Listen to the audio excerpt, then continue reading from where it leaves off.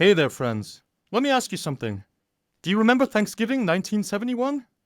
Maybe you were gathering with family, watching football, enjoying that turkey dinner. Well, while most of America was settling in for the holiday weekend, one man was about to pull off the only unsolved airplane hijacking. And here's the kicker. He jumped out of that plane with $200,000 in cash, disappeared into the night, and was never seen again. Now, I know what you're thinking. You've probably heard about D.B. Cooper before, but I bet there are parts of this story, the human details, the near misses, the lives changed forever, that'll surprise you. Because this isn't just about a mystery. It's about how one man's audacious act changed the way every single one of us flies today. So grab your coffee, settle in, and let me take you back to November 24th, 1971. The day a polite man in a business suit bought a one-way ticket to Seattle and became America's most legendary fugitive. Let me paint you a picture of what flying was like back in 1971. If you flew back then, you'll remember? If you're younger, this might shock you. But there were no metal detectors, no security checkpoints, no taking off your shoes or worrying about liquids in your carry-on. You could walk right up to the gate, sometimes even onto the plane itself, without showing ID. Heck, you could buy a ticket with cash and use any name you wanted. Northwest Orient Airlines, that's what it was called before it merged with Delta, was one of the major carriers. Flight 305 was a regular afternoon run, a Boeing 727 heading from Portland to Seattle. Nothing special, just a 30-minute hop that hundreds of people made every week. The ticket cost about $20. On that rainy Wednesday afternoon, a man walked into Portland International Airport. He was wearing a dark suit, a black tie, a white shirt, and he carried a briefcase. Witnesses later described him as middle-aged, somewhere between 40 and 50, about 5'10" inches to 6 feet tall, around 180 pounds. Brown eyes, olive complexion. He looked like any other businessman making the trip to Seattle. He bought his ticket under the name Dan Cooper. That's right, Dan Cooper, not D.B. Cooper. The D.B. part came from a reporter's mistake that stuck. But we'll get to that. The flight attendants that day, and back then, remember, they were all called stewardesses, were Tina Mucklow, Alice Hancock, and Florence Schaffner. Florence was 23 years old, working the aft section of the plane.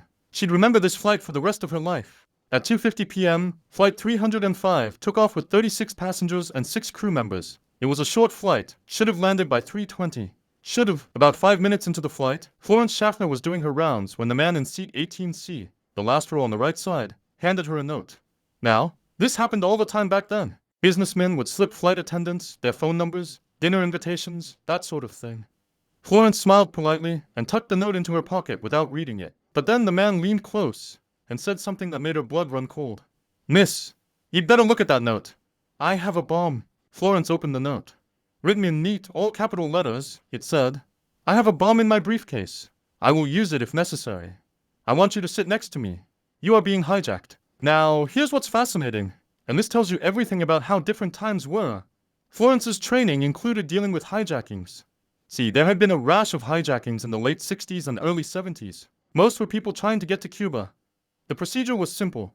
Cooperate, keep everyone calm, let the hijacker get what they want. Florence sat down next to him. She later said he was calm, polite even. He showed her the inside of his briefcase. Red cylinders, wires, a battery. Whether it was a real bomb or not, it looked real enough. She described him as speaking in a low, calm voice without a trace of nervousness. His demands were specific.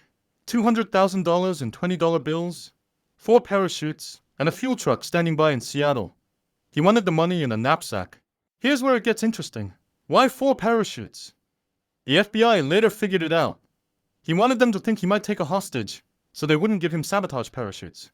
Clever, right? When the pilot, William Scott, got word from Florence, he immediately radioed Seattle. The plane circled Puget Sound for over an hour while authorities scrambled below. Now, imagine being the president of Northwest Orient Airlines, Donald Nyrup.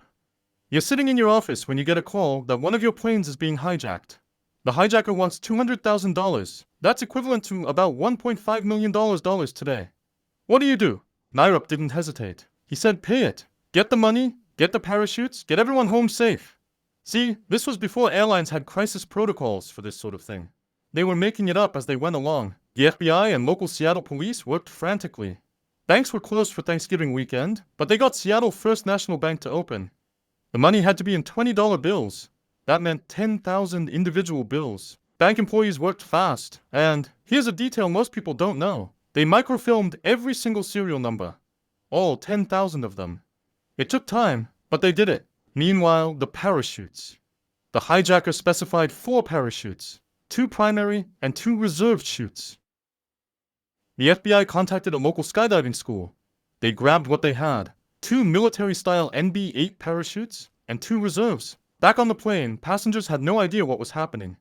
The captain announced a minor mechanical difficulty in Seattle. People were annoyed about the delay, but not panicked. Florence and the hijacker kept talking. She later said he was never cruel or nasty. He wasn't nervous. He seemed rather nice. Wait, here's something incredible. He even ordered a bourbon and soda. Can you imagine? Hijacking a plane and casually ordering a drink? He paid for it too. Left the change as a tip.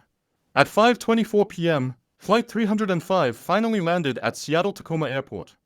The hijacker's instructions were precise. Park far from the terminal, dim the cabin lights, and open the aft stairs so he could see out. A Northwest employee brought the money and parachutes to the plane. The hijacker released all 36 passengers and 2 of the flight attendants. He kept the pilot, co-pilot, flight engineer, and 1 flight attendant, Tina Mucklow. She was 22 years old. The hijacker gave new instructions. Fly to Mexico City, but keep the speed under 200 miles per hour, altitude under 10,000 feet, and keep the landing gear down. These were very specific requirements. The crew tried to explain that the 727 couldn't make it to Mexico City on 1 tank of fuel with those restricti. At 7:40 p.m., the plane took off again, heading south. There were now only 5 people aboard, the 3 cockpit crew, Tina Mucklow, and the hijacker. Around 8 p.m., the hijacker told Tina to go join the crew in the cockpit and close the door. She asked if she could bring him anything first. He declined, polite as ever. A few minutes later, warning lights indicated the aft stairs had been deployed.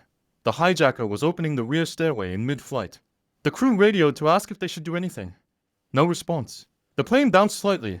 The crew later described it as a sudden upward movement around 8:13 p.m.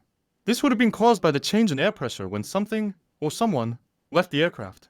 When they landed in Reno at 11:02 p.m., Air Force jets that had been following the 727, without the hijacker knowing, radioed that they'd never seen anyone jump. But when authorities boarded the plane in Reno, he was gone. The aft stairs were still extended. 2 of the parachutes remained. The money was gone. So were the man calling himself Dan Cooper and 2 of the parachutes. Now here's where this story gets even more interesting. The FBI immediately launched one of the most extensive manhunts in American history. They called it NORJAK, Northwest Hijacking. They searched the flight path, interviewed hundreds of witnesses, followed thousands of leads. Nothing.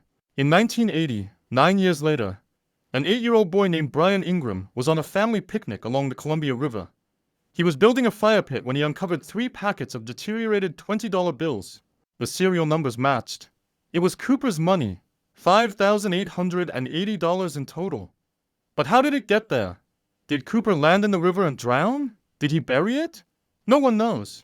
In 2011, a woman claimed her uncle, Lynn Doyle Cooper, notice those initials, LD Cooper, was the hijacker. The FBI investigated but couldn't confirm. In July 2016, the FBI officially suspended active investigation of the case. Not closed, suspended. They'll follow up on credible leads, but they're not actively investigating anymore. Hijackings didn't stop immediately, but they became much harder. Think about that the next time you're taking off your shoes at airport security. One polite man with a briefcase changed how 800 million Americans fly every single year. So what happened to DB Cooper? Did he survive that jump into a cold November night, over rough terrain, in business shoes and a thin suit? Or did he die on impact, his body never found, feeding the eagles and coyotes of the Pacific Northwest? The truth is, we'll probably never know. And maybe that's why this story has fascinated us for over 50 years. In an age where everything is tracked, recorded, and monitored, there's something almost romantic about someone just disappearing. But I'll tell you what we do know.